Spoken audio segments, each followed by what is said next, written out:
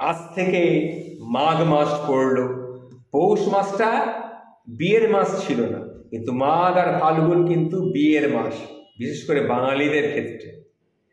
যেদিকে যাও শুধু বিয়ে আর বিয়ে, খরচাও চলছে সীমার বাইরে। আমাদের দেশে বিয়ের যে আয়োজনটা হয় সেটা কিন্তু স্যানিটির সব সীমা অতিক্রম করে গেছে। পৃথিবীর আর কোনো সুস্থ কালচারে এইরকম ভয়ঙ্কর ব্যয়বহুল লার্জার দ্যান লাইফ কোন অনুষ্ঠান আছে বলে কিন্তু আমার মনে হয় না। Pre post wedding, music video, haldi, mehendi, venue, light, গান, শিল্পী, মেকওভার, দামি দামি ফ্যাশন ডিজাইনার, শপিং, ড্রেস, কাপড়, গিফট, হাজার হাজার মানুষের অতিথি আপ্যায়ন, তারপরে তো আছে খাওয়া দাওয়া, তারপরে আছে সোনা দানার ব্যাপার। বুঝতে পারছেন বিয়ে কি জিনিস? ইন্টারন্যাশনাল স্ট্যান্ডার্ডে যদি বলি, দরিদ্র একটা দেশে এমন মিলিয়ন ডলারের পারিবারিক আয়োজন রীতিমতো কিন্তু অবিশ্বাসের। আমাদের পরিবারগুলোর অর্থনৈতিক সক্ষমতা, আমাদের বাবা মায়ের আয়, এসবের কয়েকশো গুণ বেশি খরচ করা এই বিয়ের আয়োজনগুলো কয়েকদিন পরেই দেখবেন replace believe it not believe it জায়গা করে নেবে। এই বিয়ের যে খরচগুলো, এই বিয়ের আয়োজনগুলো কয়েকদিন পরেই দেখবেন রিপ্লেস বিলিভ ইট অর নটে জায়গা করে নেবে। এক একটা বিয়ে আসে আর আমাদের মধ্যবিত্ত, নিম্ন মধ্যবিত্ত পরিবারগুলোর হাসি মুখগুলো, একদম হাসি হাসি মুখগুলো অর্থনৈতিক যুদ্ধের একটা লম্বা প্রস্তুতি নেওয়া শুরু করে। কিভাবে শুরু করে একটু শুনুন। সঞ্চয়পত্র যদি কিছু থাকে সেটা ভাঙা শুরু হয়ে যায়। গ্রামের ফসল জমি বিক্রি, গ্রামের যে ফসল ফলানো জমি সেগুলো বিক্রি করানো শুরু হয়ে যায়। পেনশন ওঠানো শুরু হয়ে যায়।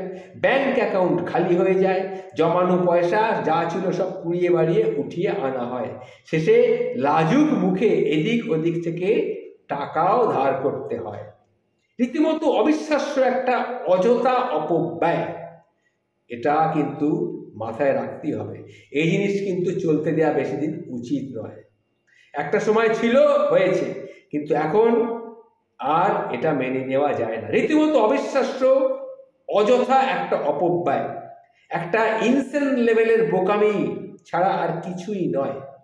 আমার ধারণা ছিল বলিউডের নায়কদের চুল কাটা, চুল নকল করা, হাঁটা নকল করা, হাঁটাহাঁটি করা, এগুলো জেনারেশন সম্ভবত এখন আর নেই, বিলুপ্ত হয়ে গেছে।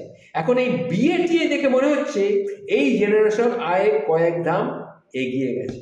এরা আলাদা কালচারের সস্তা টিভি সিরিয়ালের অনুষ্ঠান রিক্রিয়েট করার মতন কপিক্যাট। এদের কালচারাল অ্যাওয়ারনেস নেই, ইকোনমিক্যাল অ্যাওয়ারনেস জিরোতে পরিণত হয়েছে।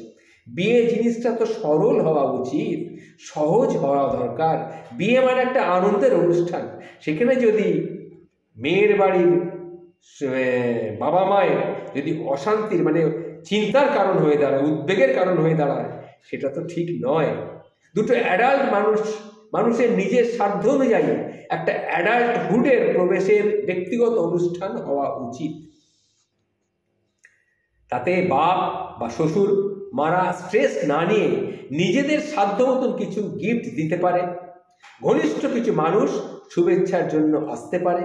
কিন্তু ব্যাপারটাকে এমন জমিদারি কায়দায় দেখনদারির দিকে নিয়ে যাওয়ার একটা ভয়ঙ্কর খরচের অভ্যাস, এটা কি আমরা আর মানতে পারি? এই কালচারটাকে এবার বদলানোর সময় হয়ে এসেছে। বিয়ে সহজ না হলে, সোলফুল না হলে, ঘরোয়া না হলে কদিন পর কম বয়সী মানুষেরা বিয়ে করার সাহস তো জোগাড় করতে আর পারবে না। কম বয়সী মানুষেরা বিয়ে করার সাহসও আর জোগাড় করতে পারবে না। এটা মাথায় রাখবেন। এইভাবে বিয়ে যদি হয় তাহলে খুব খারাপ পরিস্থিতির মধ্যে বাবা মাদের পড়তে হয়। এটা মাথায় রাখবেন।